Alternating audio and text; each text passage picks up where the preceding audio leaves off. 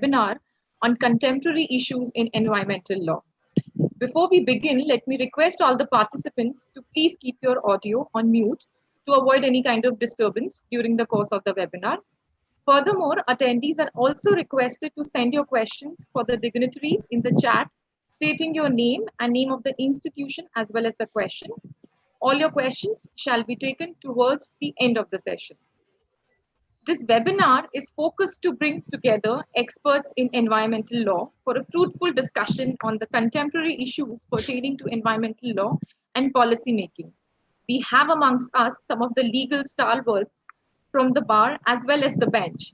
Please welcome our chief guest, Mr. Justice Swatantra Kumar, former chairperson, National Green Tribunal, former Judge, Supreme Court of India, former Chief Justice, Bombay High Court. We have amongst us our guest of honor, Dr. Pinky Anand, Senior Advocate, Supreme Court of India, and also a former Additional Solicitor General of India. Our guest of honor, Mr. Shyam Diwan Sir, Senior Advocate, Supreme Court of India, as well as the author of the book on environmental law and policy in India, Cases, Materials and Statutes. It is my distinct honor and absolute pleasure to welcome all our guests. We are grateful for your presence today. May I request Professor Dr. Amarpal Singh Sir, Dean, University School of Law and Legal Studies, Guru Gobind Singh Indraprastha University, as well as the Program Director, to formally welcome our guest with his welcome address. Please, sir.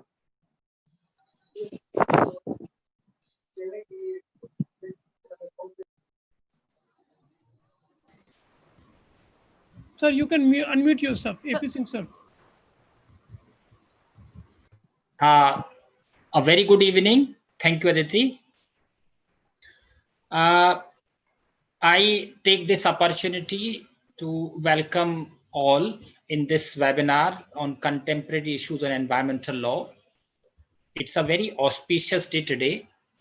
We have three very distinguished guests who have obliged us with their presence.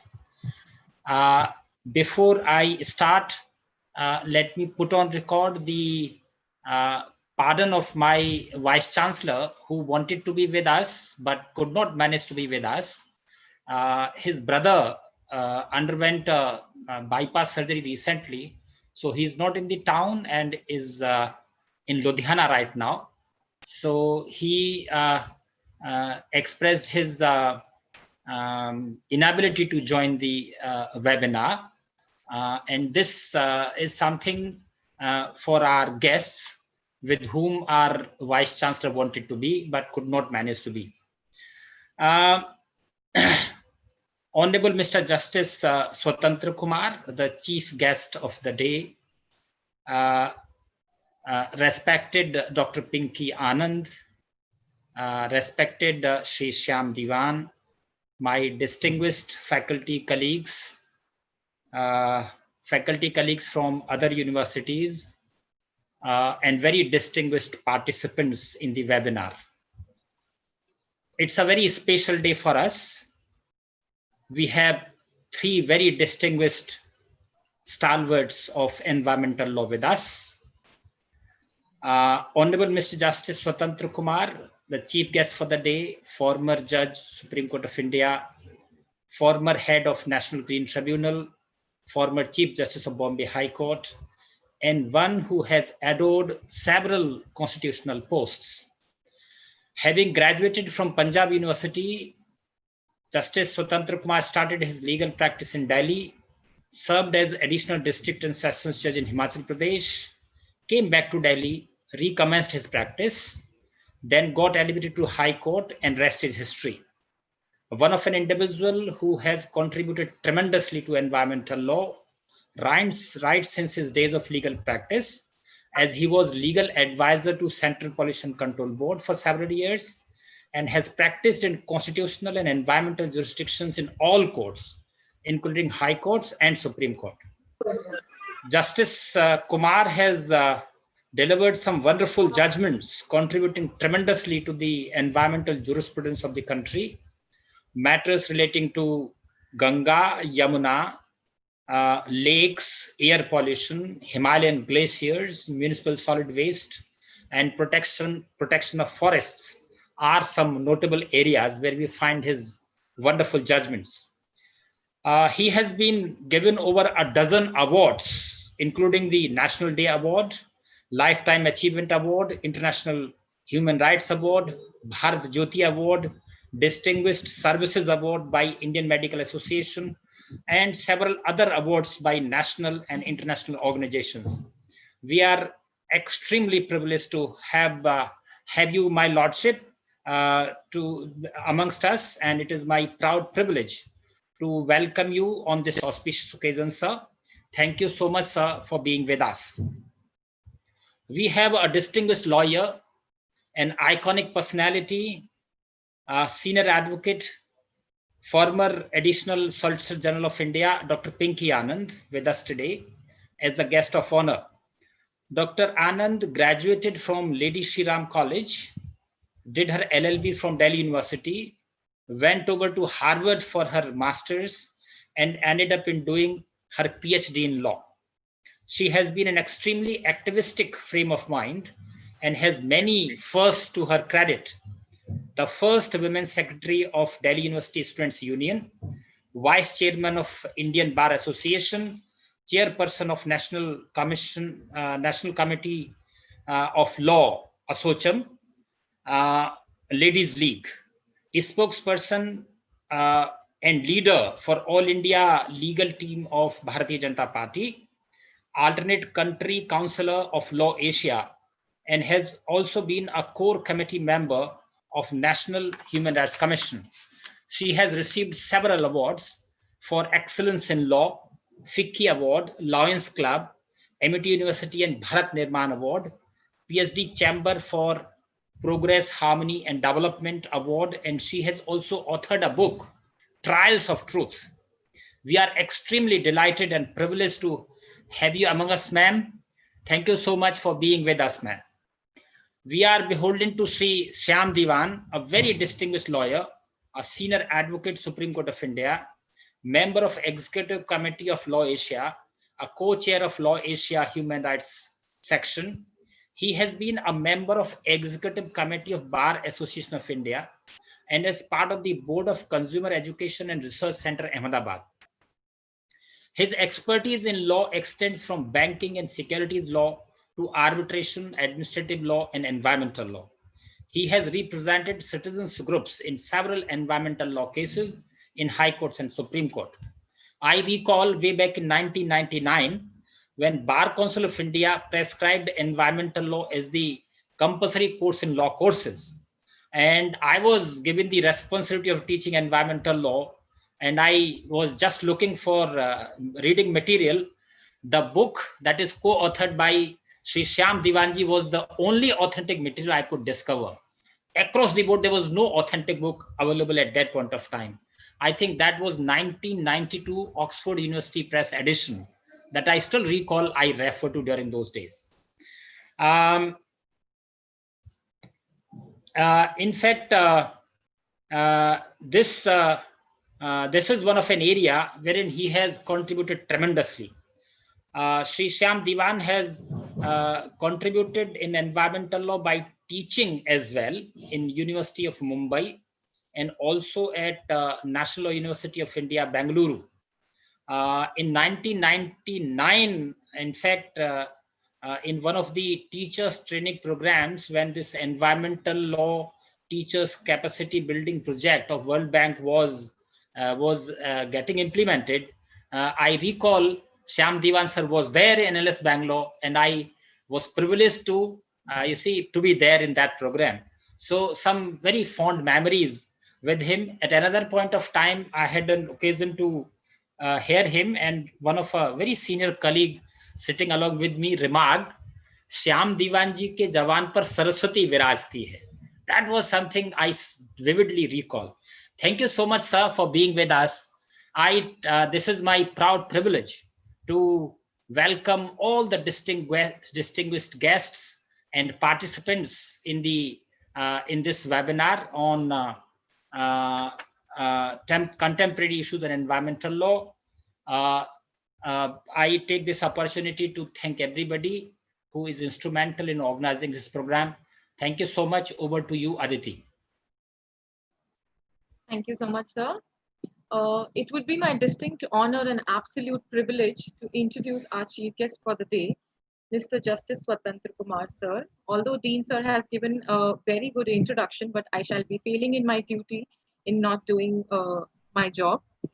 Sir has completed his law from Punjab University. Thereafter, he has practiced for approximately 23 years in Delhi courts in the criminal, civil, appellate, constitutional, and environmental jurisdictions.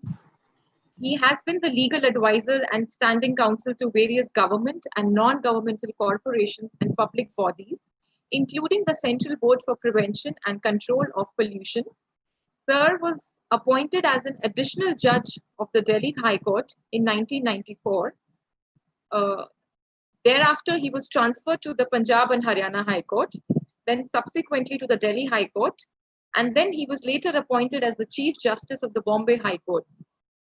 He was then elevated as a judge of the Supreme Court in December 2009. Subsequently, Sir was appointed as the chairperson of the National Green Tribunal in December of 2012. During his tenure, he was instrumental in delivering several landmark judgments, widening the horizons of environmental jurisprudence in India. Some of his prominent work includes matters relating to cleaning of rivers Ganga and Yamuna, cleaning of Himalayan glaciers, municipal solid waste, and protection of forests. Sir introduced the concept or the practice of consultative process of stakeholders in the dispensation of environmental justice. Sir once dispensed 209 cases in one single day during his tenure in the National Green Tribunal. For his impeccable service, Sir has been bestowed with various awards, including the National Law Day Award, Lifetime Achievement Award, International Human Rights Award, Bharat Jyoti Award, Distinguished Service Award, amongst many other awards. Sir has also been nominated as the member of the governing body of the Global Judicial Institute for the Environment, which works under the UNEP. Sir, with such a long and illustrious career, where your pursuit was to always bring a positive change in the environment, we are more than eager to listen to your views on the current issues in the environmental law and policy making in India. So please, if you may.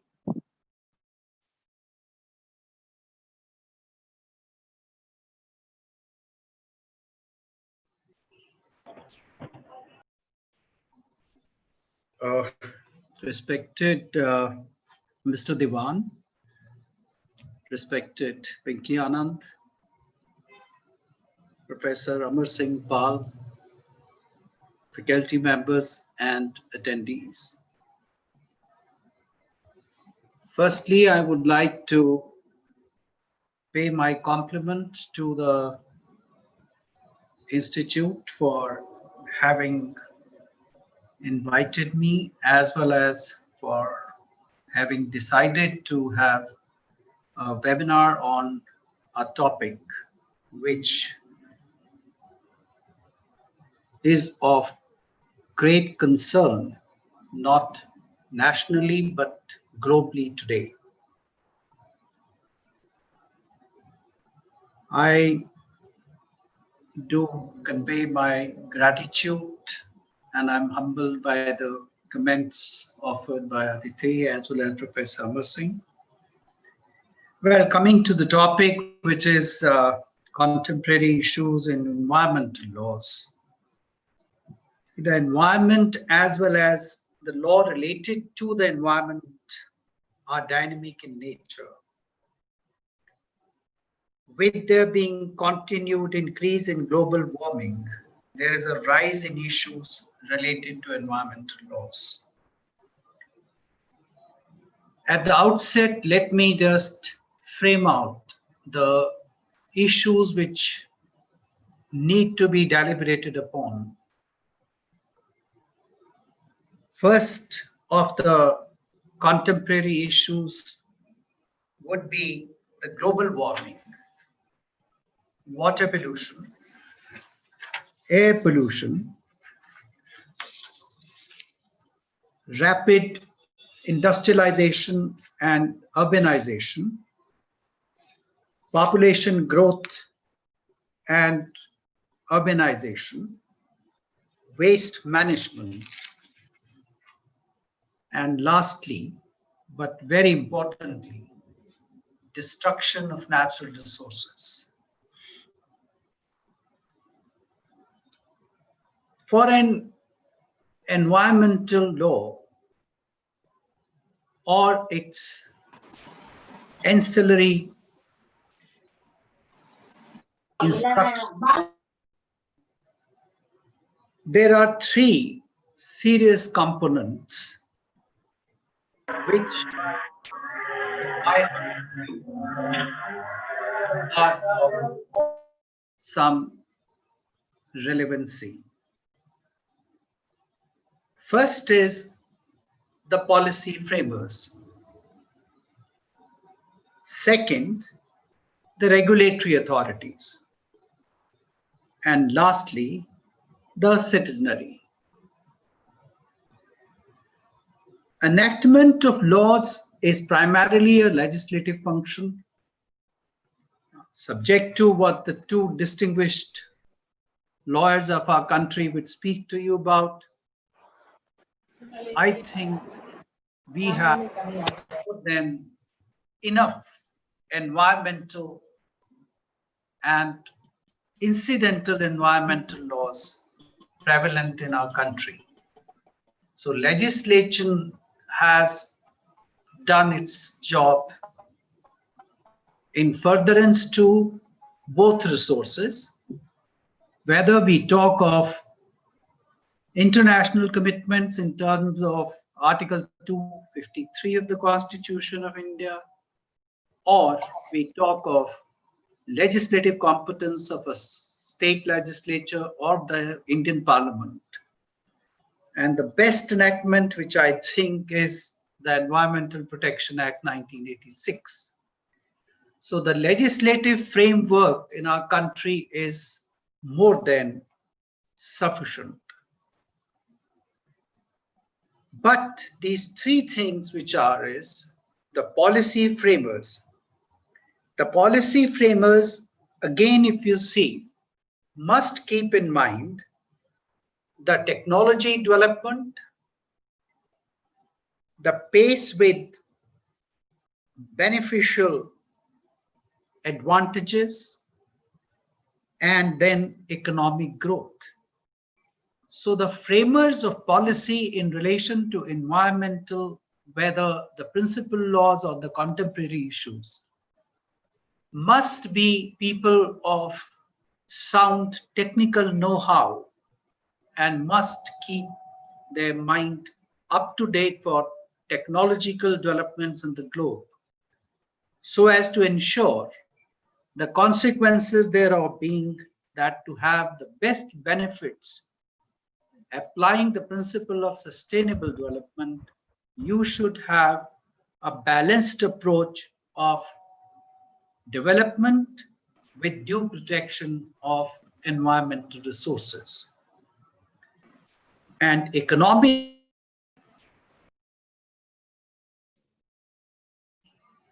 and that is that your economic interests must not always and ever destroy the environmental interests.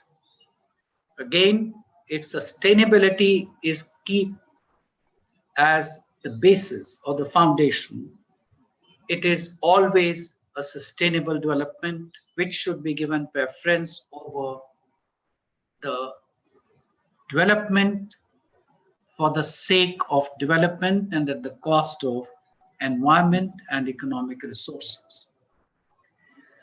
The regulatory authority is a very important facet of protection of environment and to ensure that the issues relatable to environment are enforced and maintained. The regulatory authorities have three basics to maintain. One, capacity to control. Two, ability to perform. And third, enforcement, ensurement. So if a regulatory authority is able to do and function with this bracket of three principles, it certainly discharges its function in consonance with a sense of environmental jurisprudence. But if any of these elements in the regulatory authorities fail, definitely you are in for big problems. Citizenry is a very essential feature or essential ingredient of environmental jurisprudence.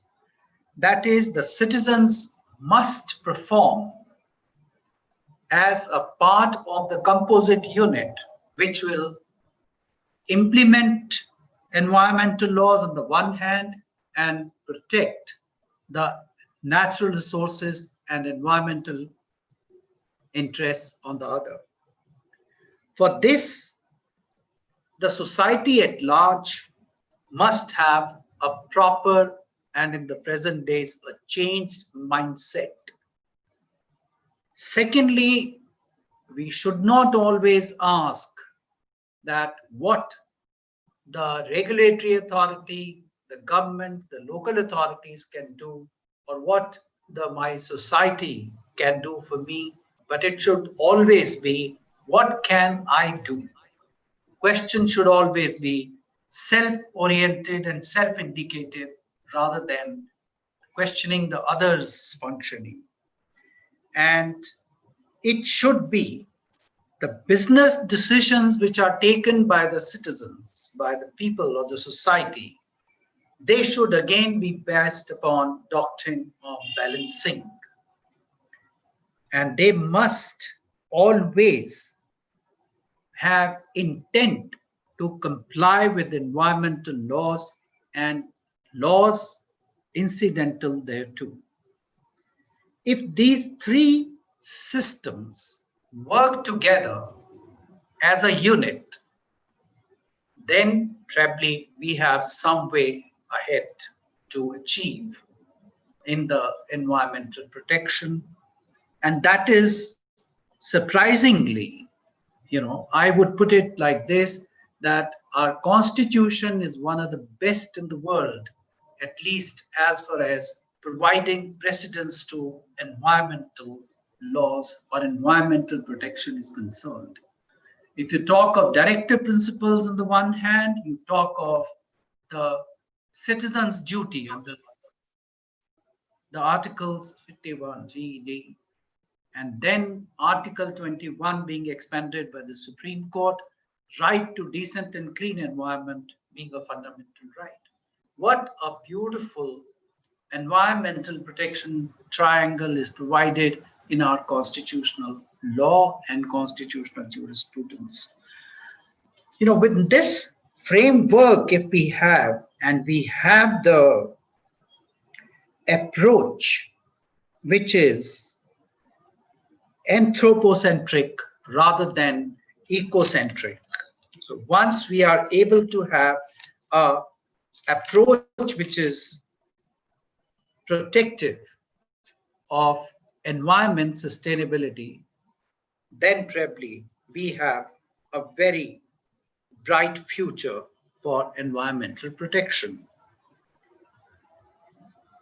Now, if we see, when we talk of grant of a social and a political justice to people under our preamble of the Constitution, how do we do it? If poverty, and that is what, as I told you, is one of the fundamental contemporary issues of environmental law, if we have very high population and poverty, it is bound to affect the environment adversely. That is why, if we go back to the UN Charter of 1948 itself, and then we talk of all the international conventions or treaties, whether it is Kyoto, whether it is Montreal, whether it is Paris, whether it is Stockholm, All these conventions indicate only one thing: to achieve the basic fundamental human rights in one form or the other by protecting environment. And that is why when we talk of, we have a very definite silver lining in our judicial administration, at least on environmental protection. You know, Indian judiciary, to my mind, has been one of the most active. And I think the criticism of the judiciary on being kind of so-called judicial activism is totally ill-founded. I think it's something very, very unfortunate that people in position talk of courts, tribunals not adhering to the principle of separation of power. I think that's a very unfortunate statement being made. Today, we talk of, we must understand that judicial creativity in environmental jurisprudence is worldwide appreciated, whether through the Supreme Court judgments, tribunal judgments, or High Court judgments. I think I have spoken at least in 18 countries by now, including the United Nations Environmental Program. Everywhere for environmental contribution, the Indian judicial system has been applauded, because protecting environment in our country where there's such a high population, we are a developing country with economic limitations. Therefore, it was very, very gratifying to say that the judgments of the courts and the tribunals have contributed to bringing up together the end principle of, you know, as you know, that the global is not only that the National Green Tribunal has been statutorily formed into providing under Section 20 the three basic principles of sustainable development, intergenerational equity, and the polluter pays principles. But at the same time, you know, these three principles, which are fundamental to environmental jurisprudence across the globe, were applied by the Supreme Court of India, by the tribunals and the high courts, even prior to coming into the Act of 1986. If you remember of Kamal Nath's case, you know, this was one of the first judgments of Justice Kuldeep Singh, where he had taken up very seriously that the Beas River was being, you know, the course of Beas River was being obstructed by construction of buildings where orders of demolition, penalty, everything were passed. So what I am trying to say is that when we talk of the contemporary issues, we have to work out the three fundamental principles which will apply to everything. Now, when, of course, when we talk of climate change, we go to green gases. When we talk of green gases, you ultimately come to your day-to-day living. Who generates the green gases? Today, your temperature across the globe is already crossing the limit that we thought it's going to be. The principles which were supposed to be coming up by 2020 have been shifted now to 2030 and 2050. So the human contribution and human interference, and as far as greenhouse gases is concerned, probably the human beings are the most serious contributors to variation of temperature across the globe. We have to work out if the glaciers are melting from one end to another, that is going to affect your climate, no matter what you like or you don't. India is an agriculture country, and the impact of the climate change is expected to be around about agriculture on 72%. So this is going to be a huge impact on agriculture activity in our country. Now, when we talk of right to life, or we talk of right to livelihood, which both gets incorporated by the judgments of the Supreme Court into Article 21 now, they are the fundamental. If we talk of environment, you cannot talk of environment divorced of these two issues, whether you call them contemporary to the principal laws of environment, or to me, they appear to be just two sides of the coin. If you have to be improving your right to life, you want to make your life better, decent, then naturally environment is an essential facet. If you want to talk of livelihood, if you will not get livelihood, direct consequences is environmental pollution, because public health essentially is a part of environmental protection. There are cases and cases. If one has to talk about the cases, I don't know how long one can talk about this. But I wish to say also that the population growth is one of the major causes of ecological degradation. According to UN, the world population by 2050 will be between 7.9 billion to 10.3 billion. Increase in population, increase the rate of deforestation is equally bad. Now see what we are doing. On the one hand, there is increase on the, the planet is going to be the same. The earth is not going to expand. But the burden on earth, on the one hand, we are increasing by virtue of global increase in population, as UN says, and even our own country, we have such a heavy population. On the other hand, we are destroying our natural resources. We are wasting them. And for what? We are wasting them even for a small thing like construction of a hotel. We are prepared to cut out an entire hill full of trees just to make a hotel there. So that's called absurd sustainability, and that is called, I think, to my mind, very frankly, a totally unmindful development, injurious and causing irreparable loss and damage to the natural resource. Once the natural resources are adversely affected, the consequences are obvious, what you are seeing today. Even when I just was reading the Professor from Harvard, who said that the COVID-19 is the man-made creation. It's a contribution of our destroying our natural resources, or we are forgetting the fundamental principle that, and COVID-19 itself is a reminder to the humanity on the globe that, which said that the people on this globe, you are the occupants of this earth and not the owners of the earth.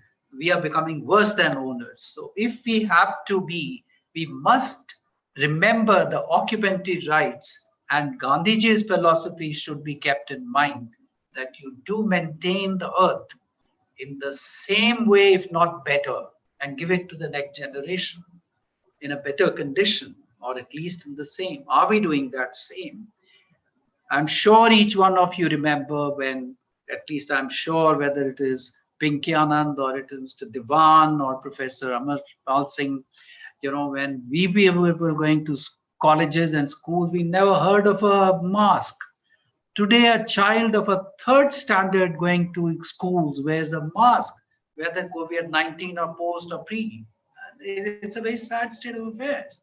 So are we not hitting the intergenerational equity principle, that we are not giving our earth to the next generation in the condition in which we should have given them? And it's unfortunate that children can't play in the playgrounds. They need to sit over the computer for hours together in a day, and after a few months you go to the eye specialist to find out that your eyes of the child has dried up and you need drops for him all the time. And that's not good. I think not good. That's patently bad.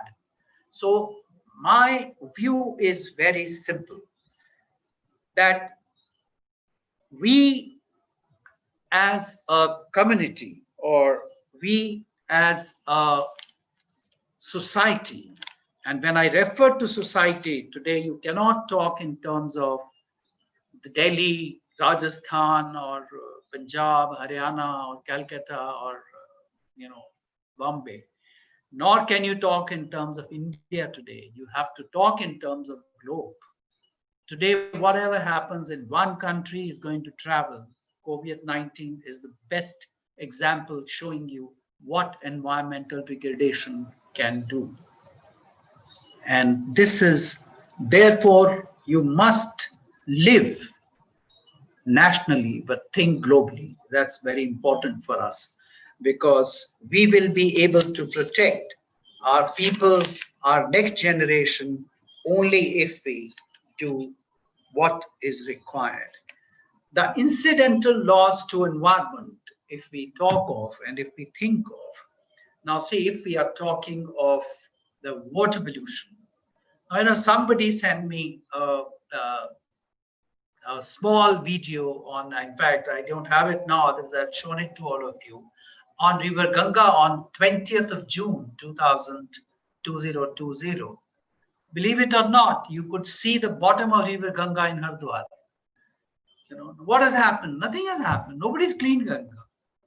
It's happened because the human interference and the protection of the river automatically became a concept. People were not throwing waste into River Ganga. Industries were not doing, the sewage was not being put indiscriminately. It was controlled, it was treated. There was industrial waste was obviously stopped because of the lockdown. But I don't say you can lock down. But what you need to do is you should check and regulate human activity. When I talk of human activity, I talk of industrial development, I talk of economic development, I talk of social development, I talk of domestic development. All developments put together, we must have controlled interference and regulated interference with our natural resources. And today you can go to Ganga and drink the water from the river, which you couldn't even think of. So all we need to do now is that when we restart, we should ensure that the industries which are throwing the waste into the river are able to do it and without violating the prescribed standards. All you need to do is check, you don't throw the waste. How can you throw municipal waste into a river? It's inhuman. How can you go and use the banks of the river for the purposes of human activities or your morning activities? You possibly can't. So these are the things we need to only control ourselves and do it in a proper way. The government is taking steps for improving these things. So people, no government can do it. It has to be the people of the country who have to get together and help a government or a local authority or a body. So there has to be a concerted, collective effort to improve environment. So all laws, no matter how many they are, and we have a very strong case of non-effective implementation of law in our country. That is one thing we need to check. And secondly, a concerted effort can only make laws effectively implementable in the interest of the humanity. Thank you, everybody, and it was very nice of you to have given me this opportunity. Thank you. Thank you so much, sir, for putting light on various core issues pertaining to environmental law, ranging from global warming to waste management to destruction of natural resources. Furthermore, Your Lordship, you have also very lucidly created a bridge between the policy framers, regulatory authorities, and citizenry, and provided us with possible solutions to work in conjunction with one another for a sustainable future.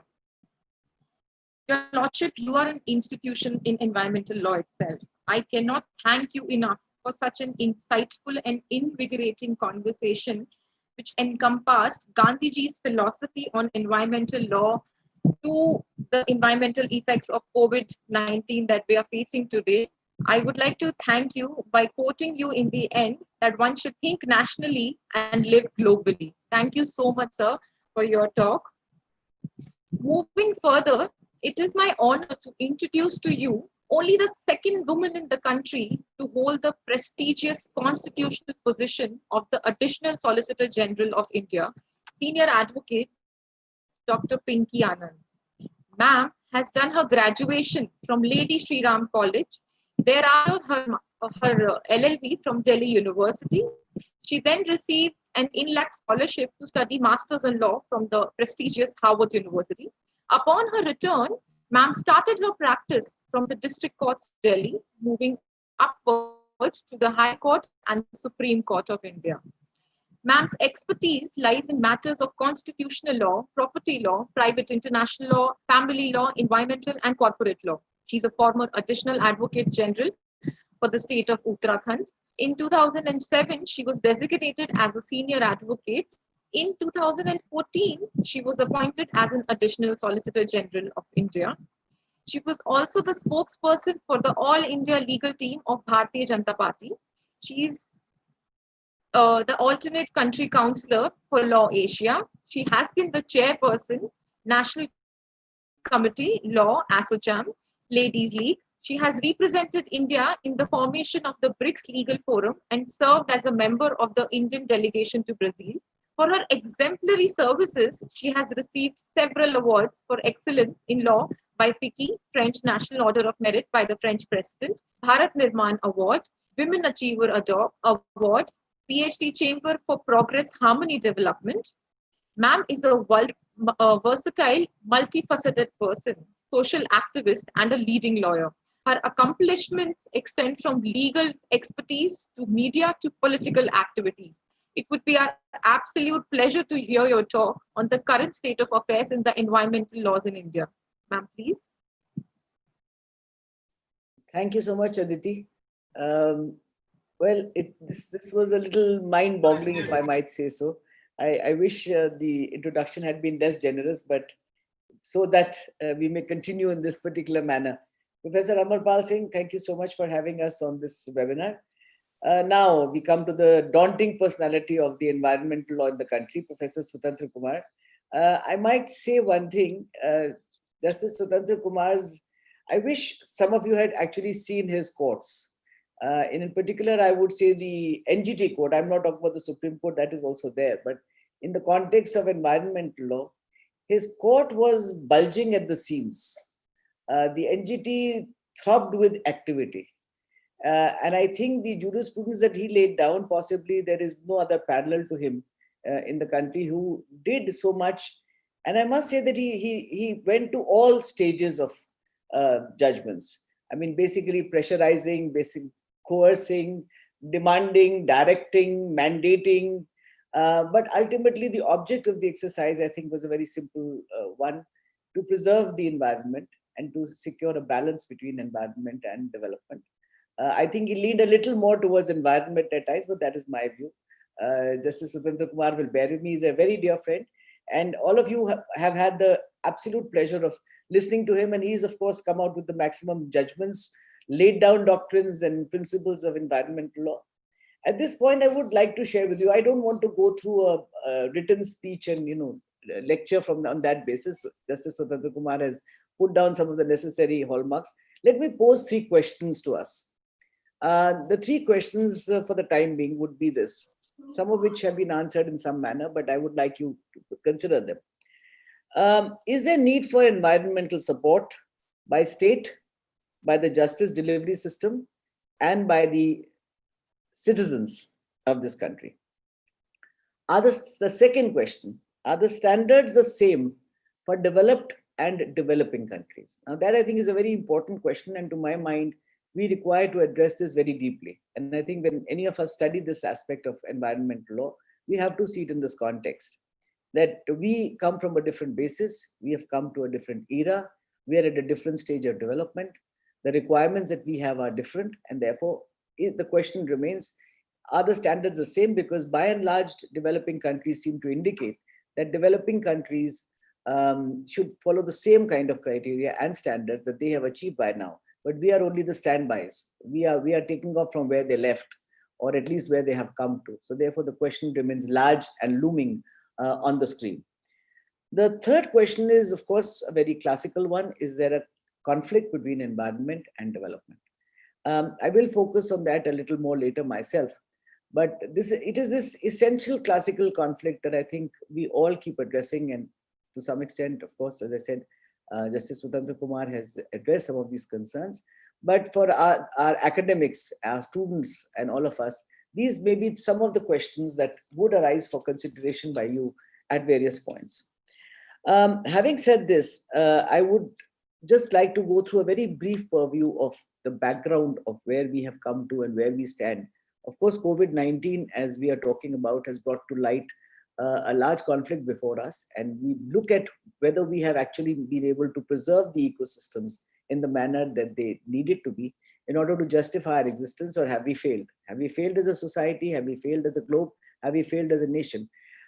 Definitely, COVID-19 has posed a number of questions in all directions of our survival, of our existence, and of the way forward and how to go. Some issues have been laid large by Justice Swatantra Kumar here, and how we should emerge after this lockdown situation and start a new look. I mean, let us revisit ourselves, let us reboot, so to say, and start from the word zero possibly, so that we can actually go forward in entirety rather than to consider the conflicts that we have had at the present point of time. On this front, I would now like to just commence with I'm leaving these questions, and I'm hoping that some of you will answer them either in the course of the debate today or at a subsequent time when you are studying your subjects, because they are of interest to me, and I have some limited answers. Believe me, in environmental jurisprudence, one specific framework that I must lay out. None of us have clear answers. All of us are struggling with answers, and all of us are constantly reinventing ourselves. So whether it's reinventing the wheel today and then again coming up with a different conflict, because technology is so fast developing that we need to cope with it, we need to adapt ourselves. Even laws, I might say, are actually somewhat static in nature, and sometimes do not permit of innovation, or considering that innovation has happened and how we should adapt ourselves in the circumstances. And in this very fast changing world, definitely that also is a very major challenge as to how to make ourselves adaptable, considering the staticness of law, of nature, of being, of policies, and going forward. On this context itself, I'll just point out to you one very recent judgment. Just 3-4 days back, the Supreme Court dealt with the question of ordinary earth, whether ordinary earth and mining required environmental clearance. I'm saying this in the static and the ever-changing dynamics of the world and environment. In this context, what the Supreme Court held, and I'll just point it out to you, the bench of Honorable Chief Justice and the other judges asked the Society for Protection of Environment and Biodiversity, you are saying that ordinary earth has been included as minor mineral by the state government.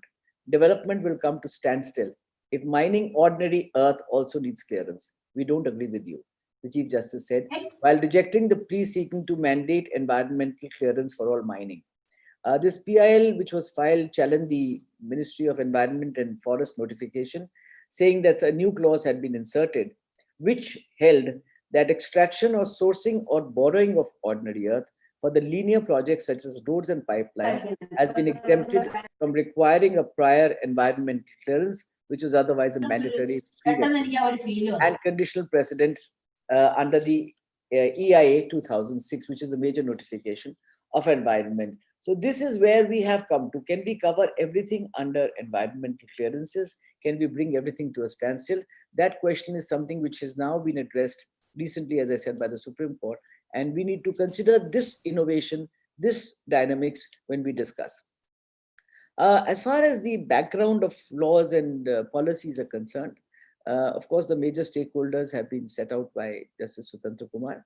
But very broadly, I might say, most developing countries have by now established laws and formal government structures to address the serious environmental problems. But the question is, have we been successful in alleviating these problems? Possibly a complete yes is not the answer.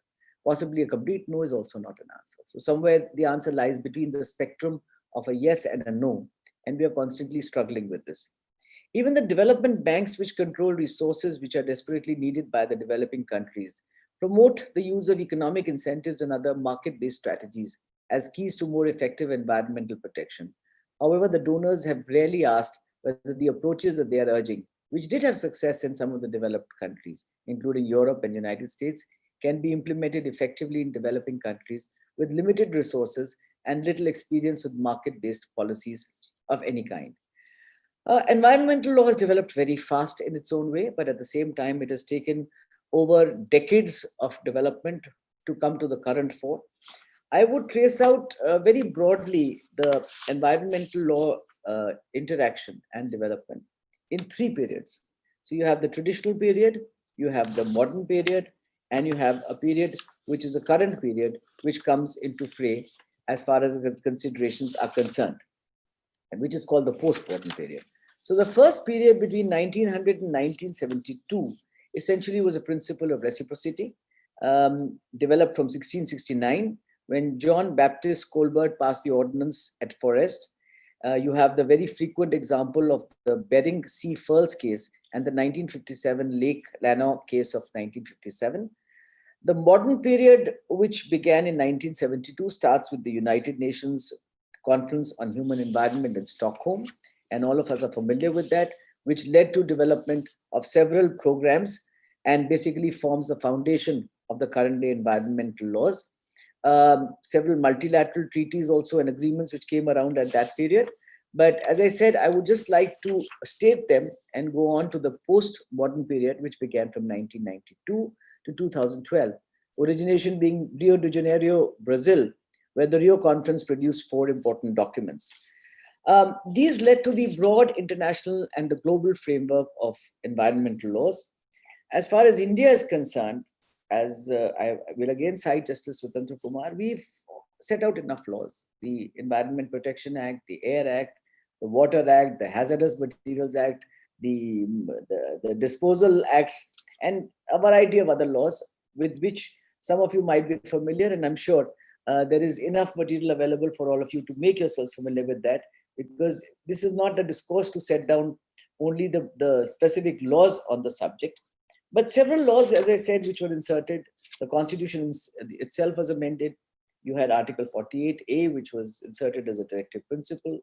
You have following of the international treaties, as we said. So basically, in all, we had coverage of all the areas as far as the state was concerned. That was my first question. Do we require environmental support from state, from the public and the citizens? And do we require support from institutions? And the justice delivery system. On the justice delivery system, I think there is, well, whatever we say is less. I think the justice delivery system in its own way has been remarkable in the manner in which it has supported the development of environment to ensure that we ultimately have the retrieval of the environmental balance that was needed to be there. So we had the evolution of various theories, we had the evolution of various principles, each of which has in turn set down the pattern for our existence and our manner of behavior, which includes, for example, the hazardous and the consequent safety measures, which includes the ecological balances and degradation of and pollution of gifts of nature, such as air, water, river, sea, and other elements, which includes in particular the principles of polluter pays, which includes the precautionary principles, which includes in particular the factum of doctrine of proportionality of risk. These are all well-known cases. But what I find most interesting is one of the cases that Justice Swatantra Kumar did mention in the context of River Beas, the concept of public trust. I think the concept of public trust is something which goes and ingrains itself into the entire concept of environmental jurisprudence, because if we can believe that we can safeguard nature and all its gifts to us as public trust, whether we are state, whether we are citizens, whether we are institutions, I think most of the issues could be resolved, because it is a fact that government alone can not act and secure to everybody the kind of balances that are required to be given, because it is an action which is to be taken in coordination with all stakeholders, and most important stakeholders being us as citizens of the country. On the question of future prospects for environmental laws, I think what we now need to see, which I would like to point out, which is a slight aspect away from only protecting environment, which is the important aspect of what do we do in the balance between environment and development. And I think that is a key concept that has to be by now ingrained in our minds. While we are strong advocates of environment and we will do almost anything to protect that, but at the same time, environment also cannot be a deterrent to development. And in that context, I think infrastructure projects and large projects and public projects have had their own bit of suffering debacle at times on account of the environmental concerns, which are not possibly also genuine. I don't wish to go too much into that area, but all of us do realize that every project which comes into a conflict is not necessarily on account of genuine concerns, but also on account of sometimes of vested concerns, whether they are commercial or otherwise. And I think that is something which definitely needs to be looked at in terms of the way ahead, in terms of the current position of environmental issues and environmental contexts. If you see the broad reports on this aspect, I might mention a couple to you. The report of 2017 states that implementation of projects that collectively envisage investments of about 777 billion was stalled during the December 2000 quarter, which is 38% higher than the value of projects stalled during the preceding year. It is also more than 10% higher than the average value of projects getting stalled midway through their implementation through the past year.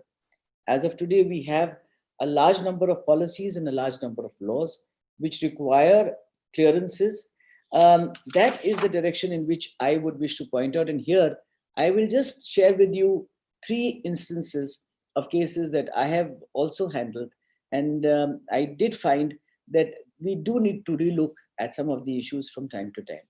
A couple of projects that I would mention to you, one of them, in fact, involved the construction of 7 GPRS colonies in Delhi by a public institution, by a public sector undertaking for the development and residence and also for commercial interests there, for the taking of the program itself. That was stalled ultimately, even though there were clearances. The clearances were challenged ultimately on the ground that these clearances were granted within a short period, and therefore these clearances were not appropriate or should be set aside. As I said, I'm not mentioning some of the details of this is by now a reported case. The Delhi High Court and a division bench of the Delhi High Court, in fact, heard this matter at length. And fortunately, after the issue was stalled for years, it was almost stalled for a couple of years before the final judgment came. The project was cleared, and it was found that, in fact, the allegations and the averments regarding grant of clearances being arbitrary was totally misconceived. And once projects had been cleared, they should not suffer any debacle on account of stays or otherwise being held up because of issues which bring it to the court. The other project which I would like to just share with you is the Char Dham project. Now, the Char Dham project was another such project which faced a classical debate between environmental impact and development. Please see the logistics of the Char Dham project.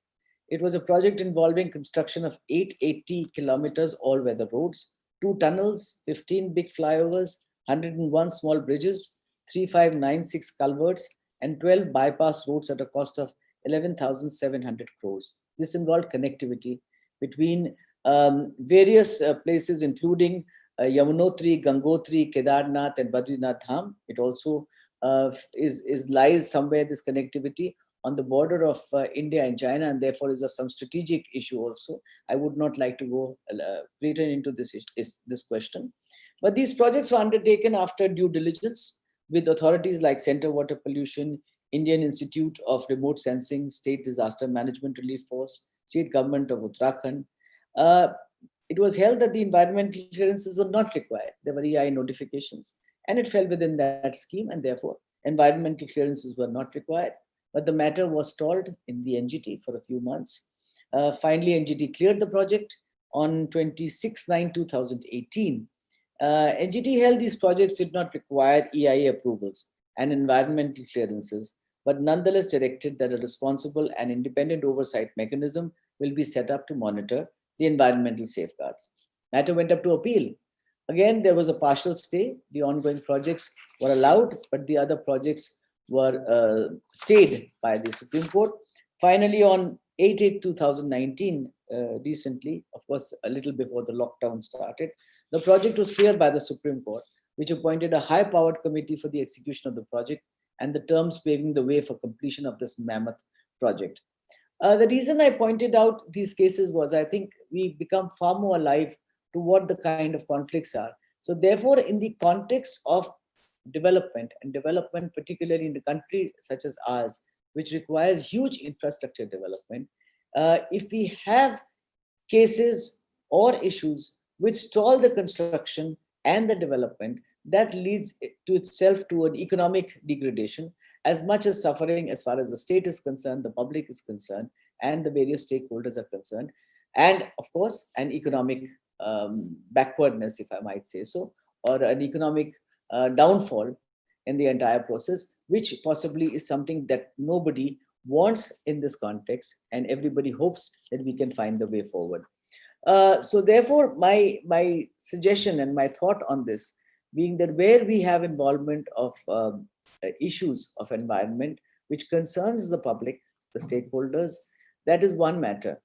But where we have issues of development, then to find a way forward in this sustainable development, as we title, is something that we must look at very closely. And for that, we need all the stakeholders, whether it is the policymakers, whether it is the regulatory bodies, whether it is the justice delivery system, and whether it is we as citizens, that we need to ensure that there should not be stalling of development in the name of environment. It should not be something which is chased up as a witch hunting exercise to say that you have concerns of environment and therefore something should happen, because there is no kind of recounting and there is no recompense for what is suffered on account of delay in these issues. It results in huge economic drawback for everybody concerned in a nation. So that, I think, is one of the things that I will leave with all of you to look at even more closely. I have given some examples. There are several others. And there are several figures that demonstrate that this indeed is something which has led to an economic recession, if I might say so, from time to time. So therefore, the attempt must be, while we maintain and we sustain environment in all its grandeur, and we, of course, consider as a public trust doctrine to preserve the same, not really for ourselves. I think the essential feature in this is the Gandhian philosophy that was expounded by Justice Swatantra Kumar. It is really speaking as all of us do by now in our generation do. It is not for our generation, it is for you. We need to preserve it. And I'll say one thing here, that I think the current generation is very much more alert to preservation of environment, possibly also because the issues have arisen more now. But be that as it may, I think all of you actually work very hard to preserve the environment and are very strong advocates of preservation of this heritage that we have. So therefore, we should be more secure in this fact. How we can lend the way forward and how we can gear is also a matter of extreme anxiety as much as happiness. I think as academics, as students, we like to grapple with issues which are constantly changing and evolving. And this is one of those concepts that gradually changes and evolves itself.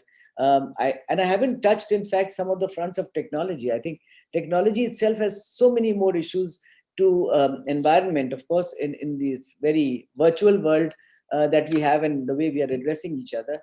Even that is something which we need to look at even more closely and to evolve further technological innovations which save us. As I say, sometimes some of us say, let's go back to the good old days where we didn't have possibly such extreme industrialization. We didn't have so much mechanism. We didn't have so much digitalization. But then that can't possibly be the way. The way forward is to examine what is coming in our directions. What are we going to be confronting? How we can structure those changes. And lastly, I would say, while structuring those changes in this complex kind of evolution that we are having, we must ensure that we must not use witch hunting as an exercise. It should not be, and I find this not only for environment, I find this across board on a number of subjects. We all pick up some subjects and say, now this cannot happen because this is the issue involved. No, simply because the issue is involved, doesn't mean it's a non-starter, doesn't mean that it is entitled to be stalled at that instance. So the way forward for all of us is to examine these complexities and come to our own finding. And good luck to all of us with the current generation who ensures us that this preservation of environment is something that they cherish and they have learned and they will nurture. So thank you very much, everybody. With this, I would like to conclude.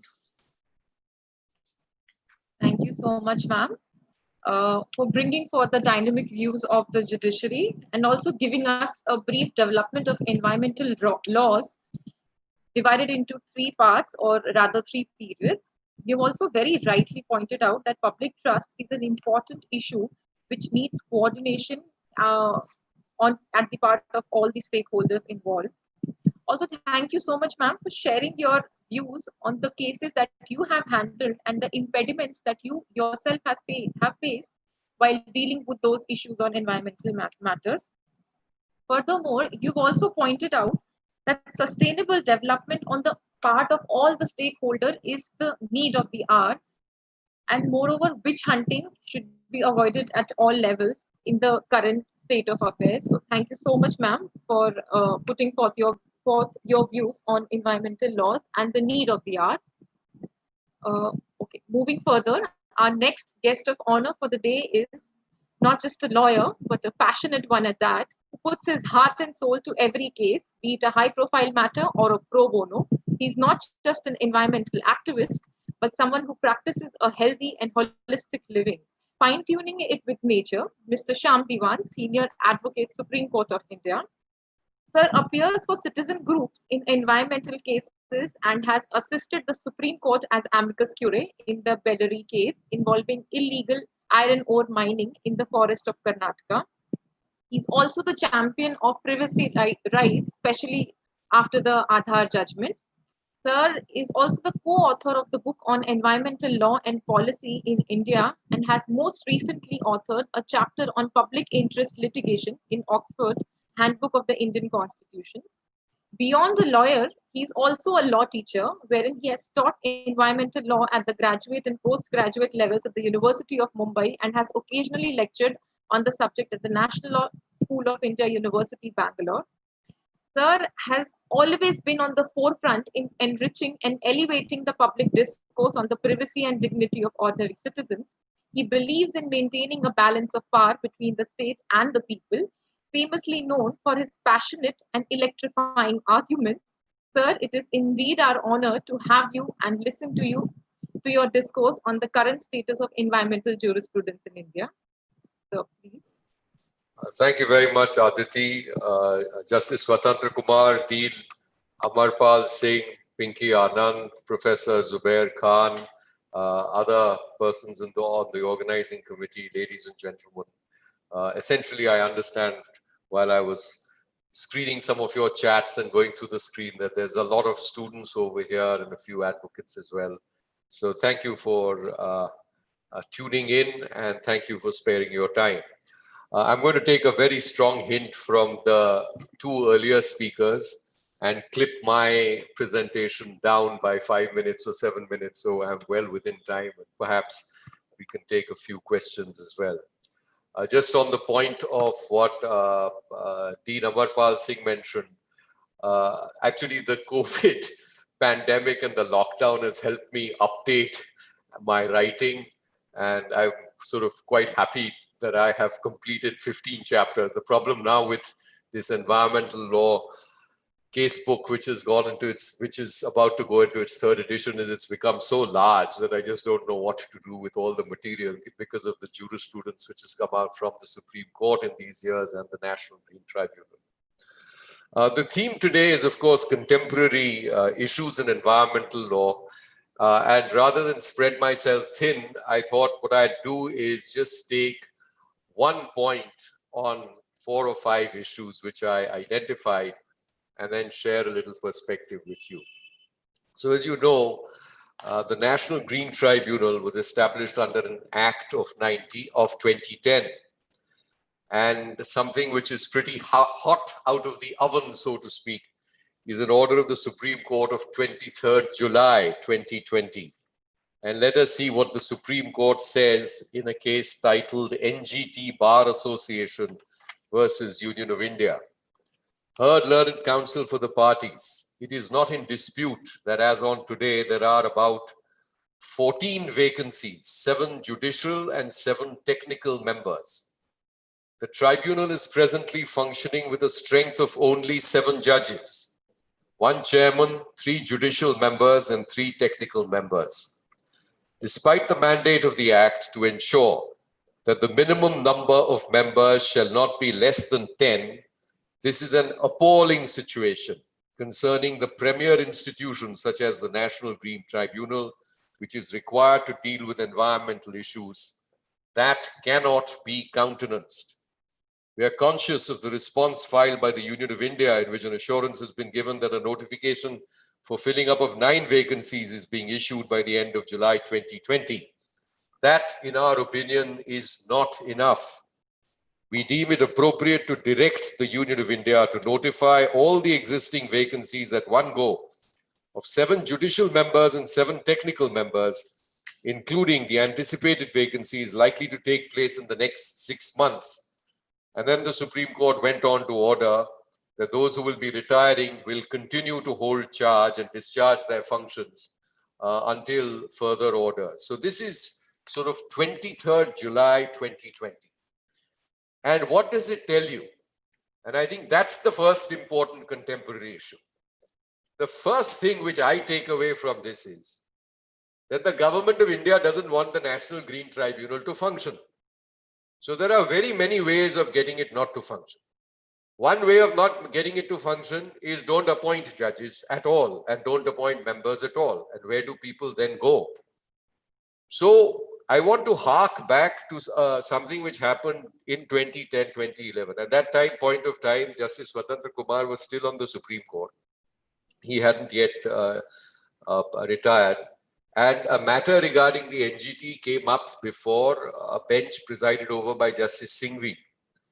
And there was a tussle, for example, with regard to premises, because the NGT did not have a premises at that time. And I recall Justice Singhvi mentioning from the bench, he was of course speaking for all the members, when he said that the National Green Tribunal perhaps is potentially the most important tribunal established in post-independent India, because it has such a vast responsibility and such an enormous potential for doing good and for speeding up the decision-making process and balancing environment rights versus other developmental rights, that he said that no, we are not going to countenance any requests from Press Council of India and God knows who else was eyeing the premises at that time.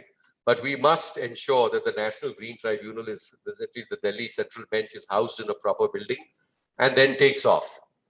And you then, so right from that was at the inception stage. Then, of course, Justice Swatantra Kumar was also chaired that during his tenure. But now what you find is that the National Green Tribunal, which was to take over in the sense of be a substitute expert forum instead of your high courts and instead of your Supreme Court of India, because it has both technical members who are qualified in the sciences and the environmental sciences, and it has judicial members. So it has a combination of both, and this was recommended by the Supreme Court way back in the 80s. It was recommended by the Law Commission, etc. And it had the potential to really work. But what do you need? First and foremost, this is an aspect of access to justice. And access to justice is a very, very important foundational principle under our republic and in the Constitution. People have grievances. They must have a forum where they can go easily without there being too many problems or barriers. And present their case and secure justice in a manner which is fair, transparent, and objective. And I think the National Green Tribunal, if you study the Act, if you see its jurisdiction, has an enormous potential to do that. So the first thing you require, if you're substituting high courts, is that you require a physical presence across the country. The second thing which you require is you require capacity in terms of judges sitting, over lengths of time, because then you have a specialist bar which develops. And once you have a specialist bar which develops, you also have stakeholders who are able to effectively and quickly present their cases. I'm reminded of an instance where in the UK, which as you know is, in some respects at any rate, a much more advanced jurisdiction and economically much more advanced, where they suddenly reduced the legal aid which was being extended to families and individuals in the family court division.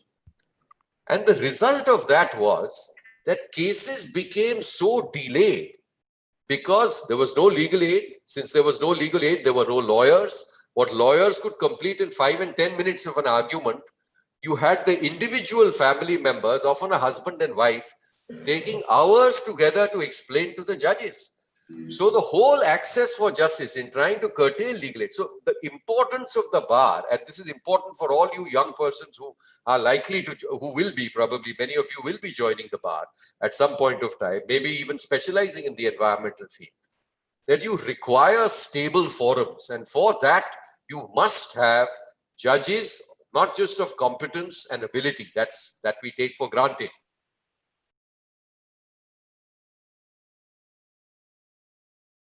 Sir, you unmute yourself by mistake, I think.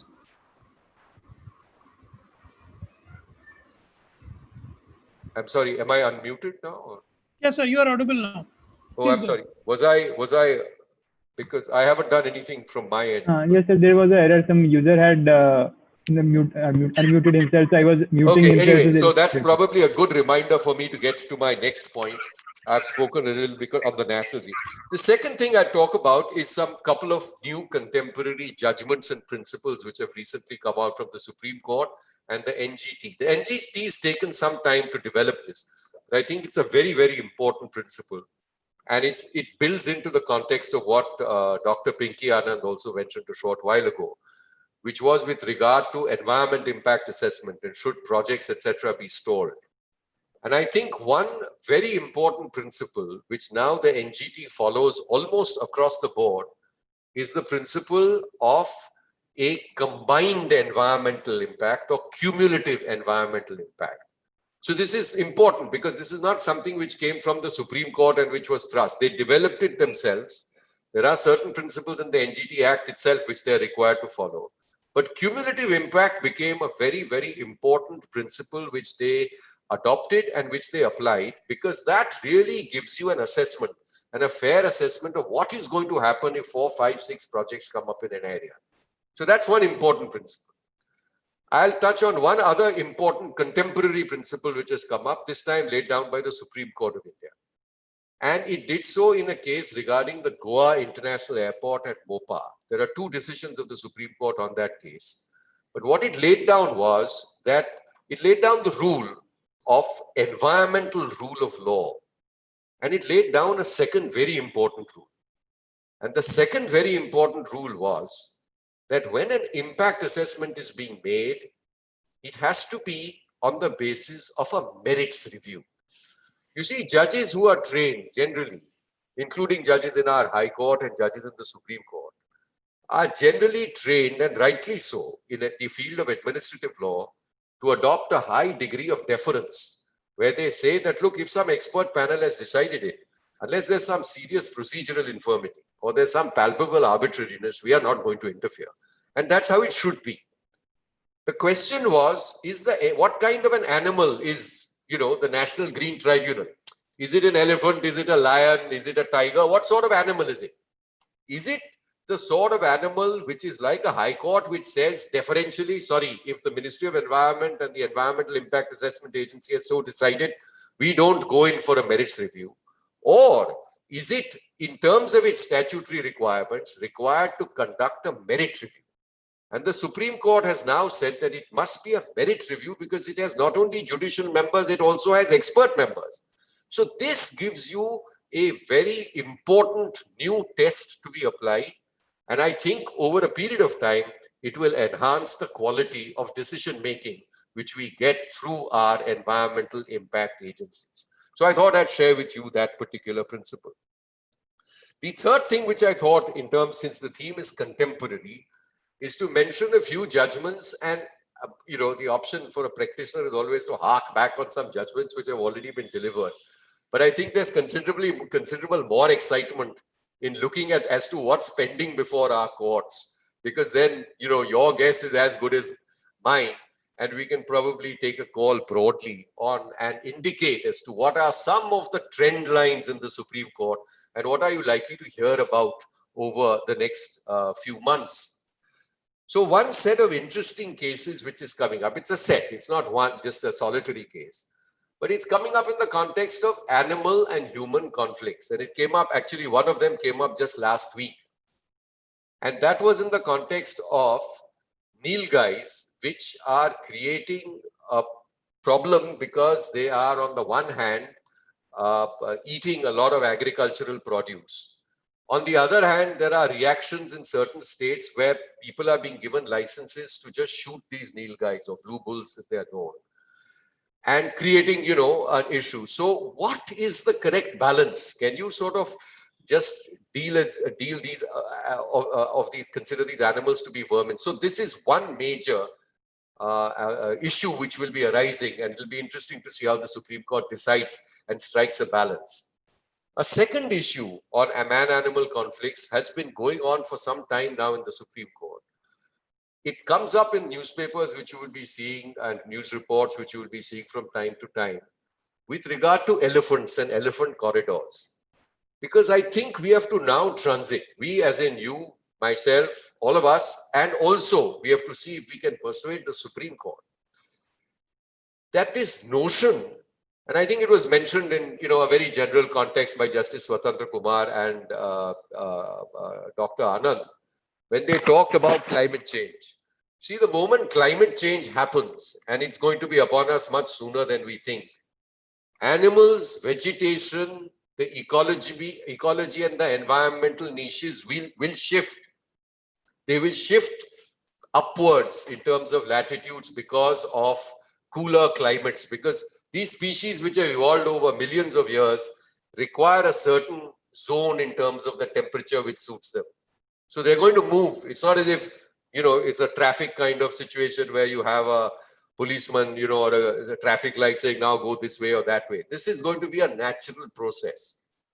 And so one is going to be climate change. The other point which we must realize, and you must have realized that from the tiger census for the figures which came out, that the protected areas which we have in our country are not enough in size to hold all the protected species we have. So a large number of elephants, a large number of tigers, a large number of leopards, huge number of lions which we have, they do not necessarily live in a protected area. They live in areas which are sort of semi-protected, or where there is likelihood of human beings as well as animals coming across each other. By protected areas, I essentially meant national parks, sanctuaries, etc., which are where the degree of human interference or interface is very small.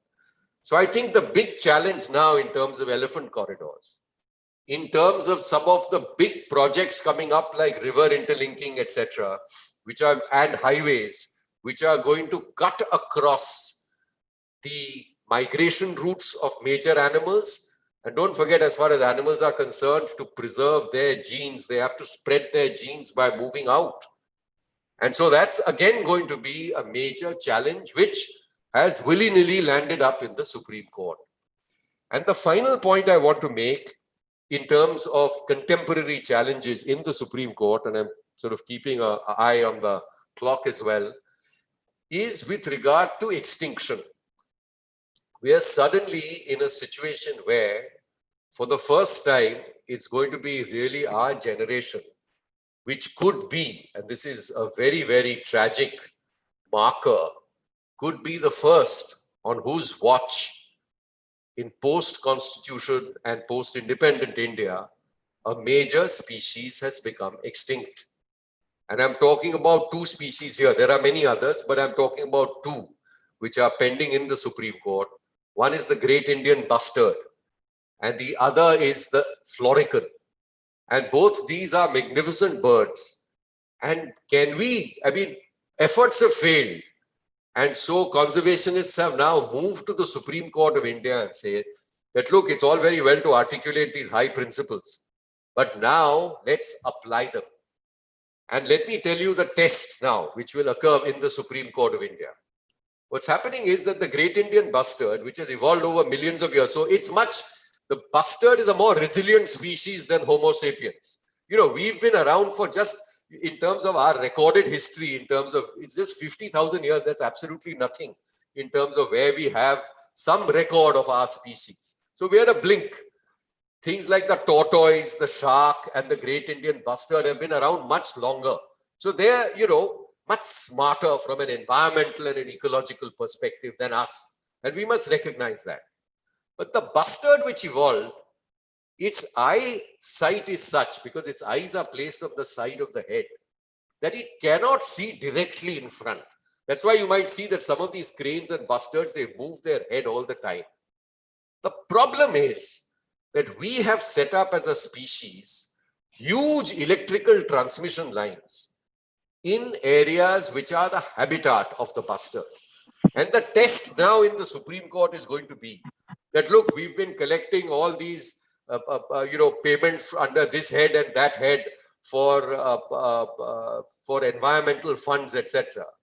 Are we now as a system strong enough to ensure that, look, as far as the bustard is concerned, on our watch, we will not allow it to go extinct. And therefore, we will require, and we will as a society set up the resources and set apart the resources to ensure that all these overhead cable lines which are killing the bustards are actually becoming underground, because the technology is available. But then you'll have that big problem which, Dr. Anand mentioned, what about the costs and this and that and the other. So that's the kind of thing. But I thought I would share with you another contemporary challenge which we're facing. The third, the final point I'll make, and this is really I'll make 2 points. One is probably for those of you who are interested in a career in environmental law. I would like to share this with you, that look, if you're thinking of something like that, yes, there is the National Green Tribunal, but in our system, it's very likely that you will probably, in the early years, your practice will take the shape of the senior. And so I had a young person who wanted to do an environmental law career. And I advised him that, look, then join a senior who is in the field. When I joined the bar, there was, environmental law work essentially was all pro bono and you couldn't make a living out of it. But I'm very happy to report that today you have environmental law specialists and practitioners who make a living out of it because of their specialization, and they're greatly respected and they have a niche area of practice. And the final point I'll make is, and this sort of harks back to the point which Justice Swatantra Kumar made, and that was on the point that we have all the laws. Now, I agree with that. We have a lot of laws, including the Environment Protection Act. But at the end of the day, we need laws that work. And just imagine, we have at least 3 decades of jurisprudence from the early 1990s. I'm ignoring the late 1980s because, the Environment Protection Act took a little time to activate, etc. From the early 1990s till today, you have 30 years of jurisprudence of pushing and prodding the pollution control boards to activate themselves and do something right. Now, if people haven't been able to do it for 30 years, is this dog ever going to learn the trick? I don't think so. So I would like to end by suggesting to each one of you that has the time come really for us to move in whatever small manner we have for a constitutional authority. We have a Comptroller General of India for accounts. We have the Chief Election Commissioner and the Election Commission of India. We have a large number of constitutional offices apart from, the Chief Justice, etc., etc. And when we operate at the constitutional level here in India, because of accountability to Parliament, a centralized, maybe things will be better. And so I leave you with this thought, which is to say that perhaps if we have a national protector of environment in whatever manner, with a federal agency at the center responsible for governance, then perhaps, at least on some of the very troubling issues which we have, namely non-functioning of your pollution control boards, now for 5 decades, the earliest environmental statutes, actually the earlier one, the first ones are in the 1960s in Maharashtra, etc., which were local acts. Then you had in the early 74 Water Act, etc. But for 5 decades, our pollution control boards are subpar, subcompetent. We can't call them incompetent, I suppose, in a webinar, but certainly subcompetent we can call them, because that's, I guess, parliamentary. So how are we going to redesign the system so that we don't lean so much on judges and our tribunals? Thank you very, very much. Thank you. Thank you so much, sir. It was an absolute privilege to hear you talk about the newly developed principles of environmental jurisprudence, like the cumulative environmental impact and the rule of environmental law, and the impact assessment, which must always be made on the basis of a merit review committee, and how these principles will enhance the future environmental litigations. You've also spoken about the contemporary challenges faced by us as far as environmental issues are concerned, which includes animal and human conflict, or climate change, or the issues pertaining to extinction. You've also spoken about how to have a career in environmental law. And most importantly, you've left us with a very pertinent question to ponder. That is whether a constitutional authority is required as a federal agency of governance in environmental issues. Thank you so much, sir, for leaving us with so many questions to think of. Moving further, I have the house now open for questions. I have noted down some of the questions that have come to us. These questions are not directed towards any particular speaker. So any of the speakers can answer these questions. The first one being from Salil Kumar Tripathi, student of USLLS GGSIPU. The question is, has environmental agreements on environment become agreements to disagree?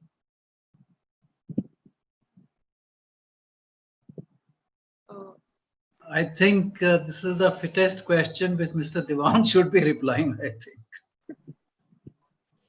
I'll take a shot at that, but could you just tell me, it was agreements could you just repeat that? Yes, so the question is, have environmental agreements on environment become agreements to disagree? Yeah, well, let me just talk about this at 2 levels. First, if this is talking about the international level, then you're quite right. The progress has been very, very slow so far, insofar as moving forward towards an international consensus, particularly on aspects of climate change. I should hope that something like this pandemic stirs us into political action at different, at a much higher level, and so that we have a better and stronger consensus. Inevitably, the pandemic is going to result in huge impacts on industries like airlines, etc. And I think it's going to make us think very, very differently as to how and how much we require to travel and how we travel. I want to just, this business about agreement, I want to just talk at a local level, actually. And this is one place which I don't know, perhaps Justice Swatantra Kumar and Dr. Pinky Anand have experienced this in their careers, both as lawyers and judges. But I certainly have a tremendous problem with this. Oftentimes, in environmental cases, you have an NGO or an environmental group on one side, and you have a project proponent on the other side. And very often, you will find that lawyers on both sides can work out a really good optimal solution. Really good. You don't have to go through all that litigation law. The problem with these agreements is that under our system, for whatever reasons, political, cultural, social, word gets out that X and Y and Z has been bought off. And that is really very, very unfortunate. In many jurisdictions across the world, you can have good negotiated settlements between opposing parties in environmental cases, coming up with a really good compromise. Because once you're in court, it's, winner takes all kind of situation.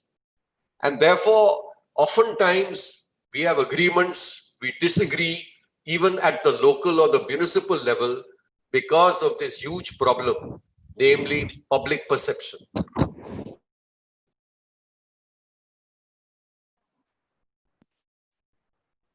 Okay, the next question being, Environmental Impact Assessment 2020 Act has many repercussions attached to it. How can we cater to the same? I think all the speakers have in some way spoken a little bit about the issues. But still, Vicky, you think you should?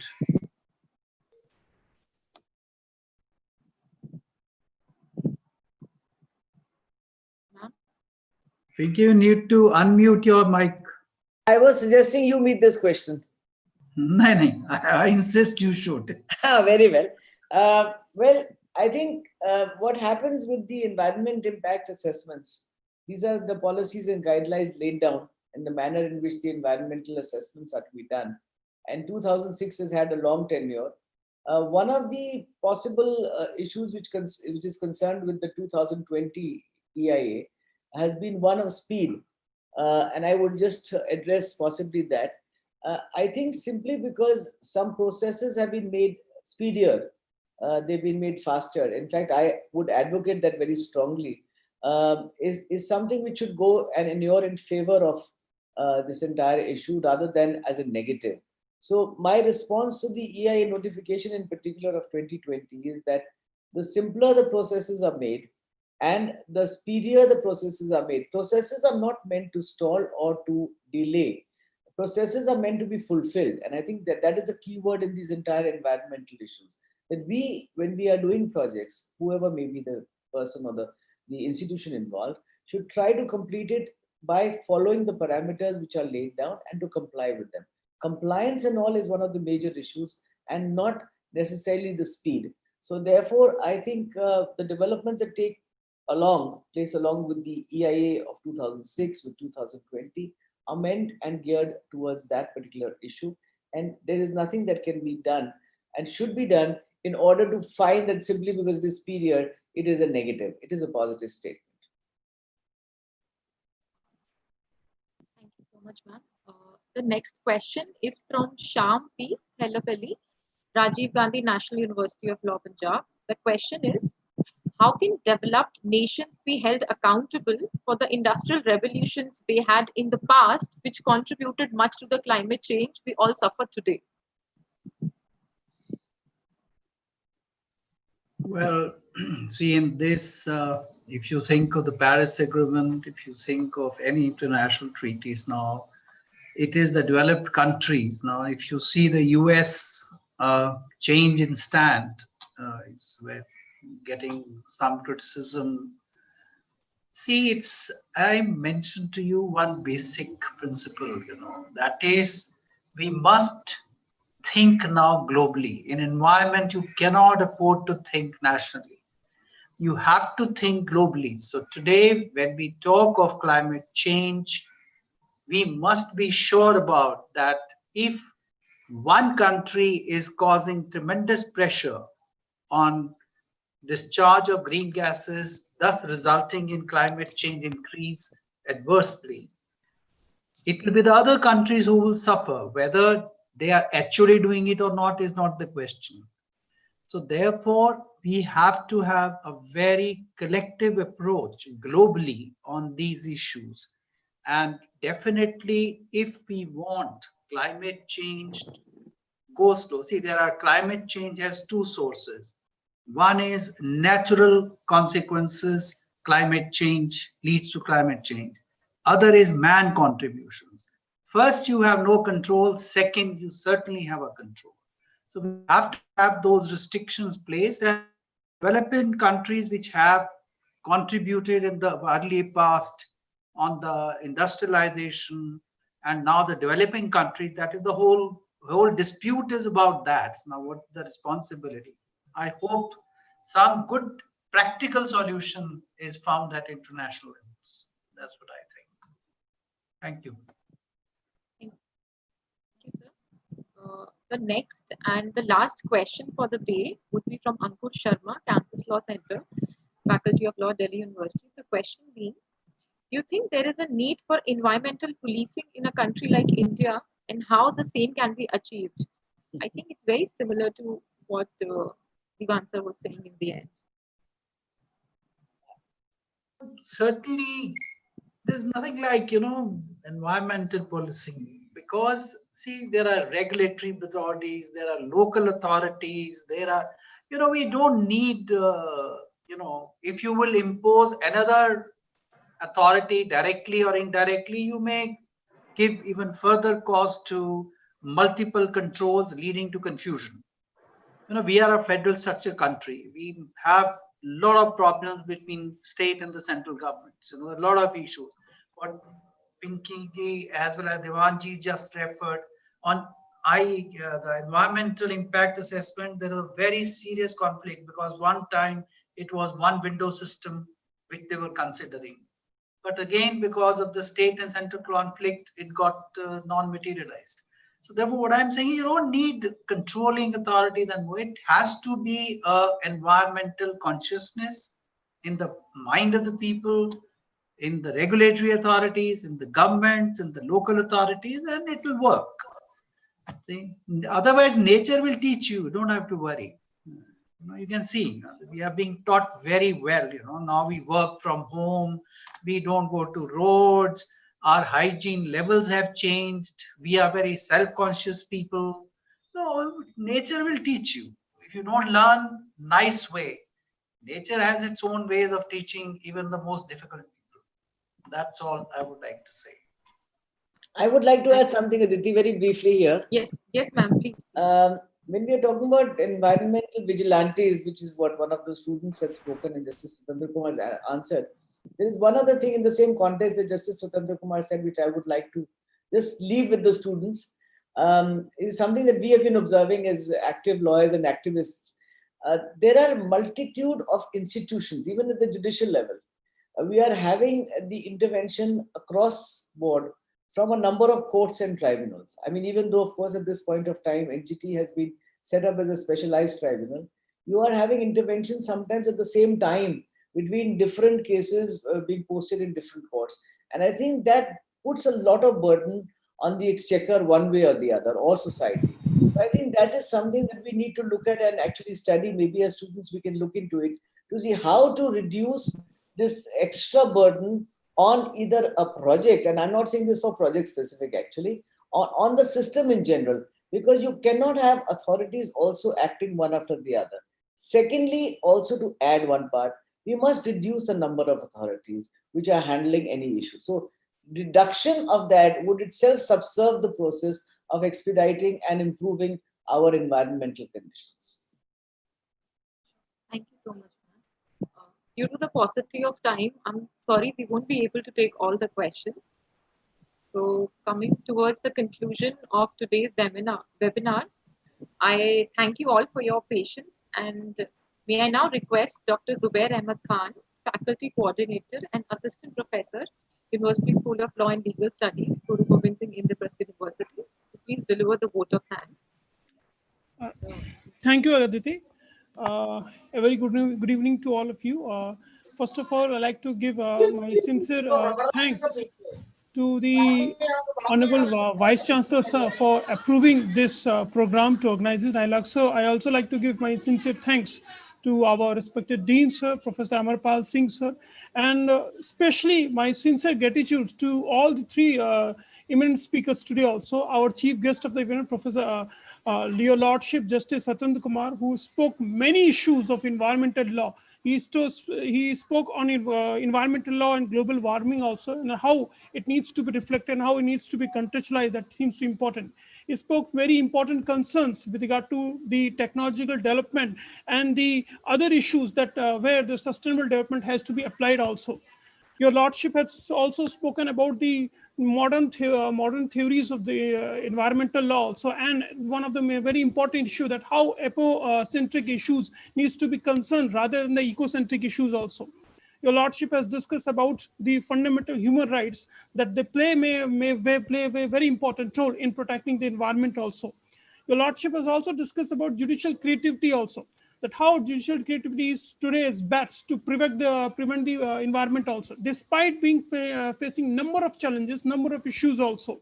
He has quoted the number of important cases like Kamal Nath case also, and how today environment law is related with the public health issues also. He has discussed about one of the important principle today, which is there for every other student of environmental law, that is the principle of absurd sustainability also. So it is for law students to explore more dimensions of absurd sustainability, and that's how it needs to be contemplated also. Thank you so much, sir, for giving your time and opportunity, and where we can learn many more dimensions of the law also. Our second distinguished speaker, guest of honor, Dr. Pinky Anand, also the senior advocate, who has given more issues, insightful issues on environmental law, where she discussed about the conflict between environmental law and the development existing rules altogether. Madam has two more important questions altogether. What will be the responsibilities of various groups, and how are the standards different from developing countries to developed countries also?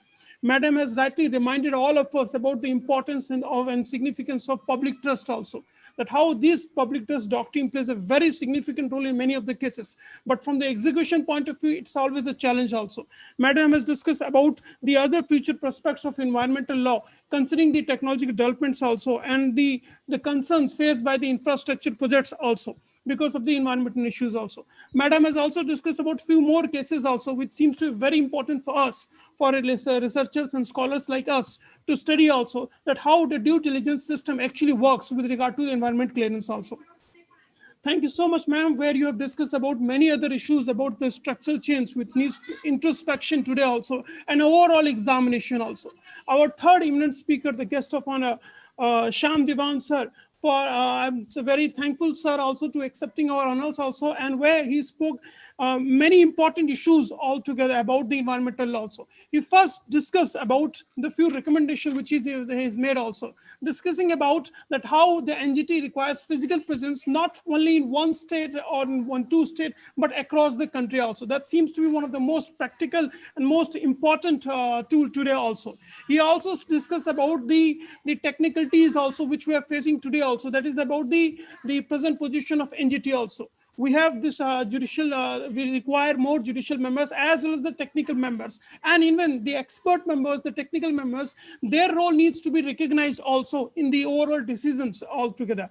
Sir has discussed about a very important principle, that is the principle of combined or vis-a-vis cumulative environmental impact also, which seems to be very important for the cases to be decided in the near future and for the researchers of environmental law even today also. Sir has discussed about very important cases like Goa International Airport cases or Elephant corridor cases, where he discussed about the doctrine of merit review also, that how doctrine of merit review seems to be very important in nature also. Respected sir has reminded us the quote which is made by the Justice Singhvi long back, that NGT is the most important tribunal even today also, where he discussed about that the time has come to give an enhanced public decision even today also. Sir has discussed about many other issues about, like animal and human conflict, which seems to be very important in nature even in present scenario, especially in this COVID-19 and the post-pandemic phase also. Sir has also discussed about a very crucial issue, that is about the extinction also. Now the matter is there before the Supreme Court of India, where the sir has discussed about that how these the two important birds, which seems to be very there getting the subject matter of extinction, and they plays a very important role. And overall, sir has discussed that about the environmental or the role of environmental law, this specialist also. He has discussed about the significance of the 3 decades of jurisprudence which have created over the last 33 years also. But at the same time, the natural protection of law, it needs to be required also, where a federal body can play a very important role. I sincerely give my gratitude and thanks to all our distinct speakers who have shared their opinion and insight on our different issues also. I also like to give my congratulations as well as sincere thanks to all the faculty, respected senior faculty members who are present with us also. And I also like like to give my sincere thanks to our student coordinators, Anushka Gupta, Samarth Luthra, and other first-year students also. Aditi Singh also, thank you so much for moderating the session in such a niceful manner. I also like to thanks to my dear Divan Shanu and his latest media partner, who played a very important role in organizing the events also. Thank you so much, sir. Thank you. Thank you very much. Thank Thank you. you, sir. Thank you so much. Thank you, everybody. Thank you so much, sir. Thank you, my lordship. You can now. Thank you, everybody, and Thank you, sir. Mr. Diwan and Pinky particularly. It was a pleasure to see you and wish you all the best and good health to everybody, all faculty members. Professor Amarpal Singh, thank you, please. Thank you, sir. Thank you. Thank you.